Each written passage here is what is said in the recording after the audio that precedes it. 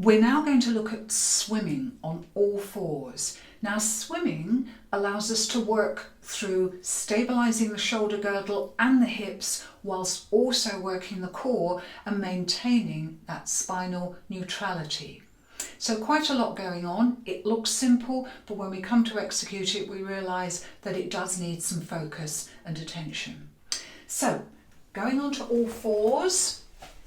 Shoulders over wrists, hips over knees. Now, if you don't like this position for any reason in terms of maybe some shoulder issues or wrist or knee issues, then you can do this movement lying on the belly like this.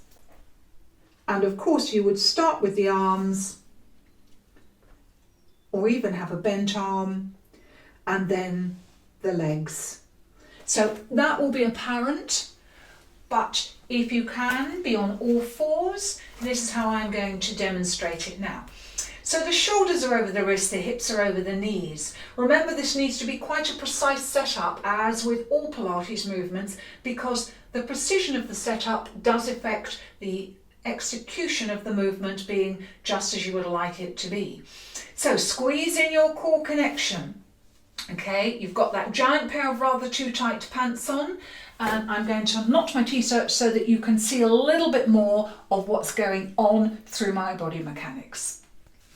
Remember, you don't want the shoulders to intrude upon this movement. You want to be stabilising the shoulders, not bringing in too much tension. So soften the elbows, draw in your core, and of course we are using our thoracic breathing. So tuck the left toes under you, keep the neck long, keep the whole spinal alignment really long and true. Breathe in through the nose, and as you exhale, without tipping into the supporting hip, elongate through the foot as if you were pushing a line of sand back behind you, and then draw the knee back in exactly the same knee print, and then as that knee returns, you ease the other leg back, pushing that line of sand back in the same knee print. Now, the success of this movement won't be how far you go with it necessarily, but it'll be the precision and control that you use with that movement. So if you want to, you could drift the leg up, try not to arch the spine, and try not to use a kick, but an extension, just to hip height. Breathing in, exhale. Now, once again, you want to stabilize through those hips, but watch what's happening in the shoulder girdle too. You want to make sure that you're maintaining stability through the shoulders also. Then, if you feel you can, add the opposite arm to the opposite leg. Hand and knee goes back in the same knee print. Soon as one is back, the other one is already leaving. Without tipping over, breathing out and breathing in on recovery, breathing out. Now, the idea is to keep it smooth and flowing, very strong in the center, and of course breathing out on the execution, in on the return. If you wanted to, if you were feeling really fan-dabby-dozy today, you could use both arms and both legs. That was a joke.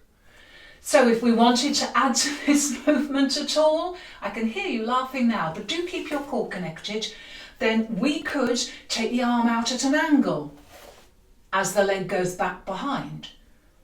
Arm out at an angle. Leg goes back behind. We could take the leg back at an angle and the arm goes forward. And again.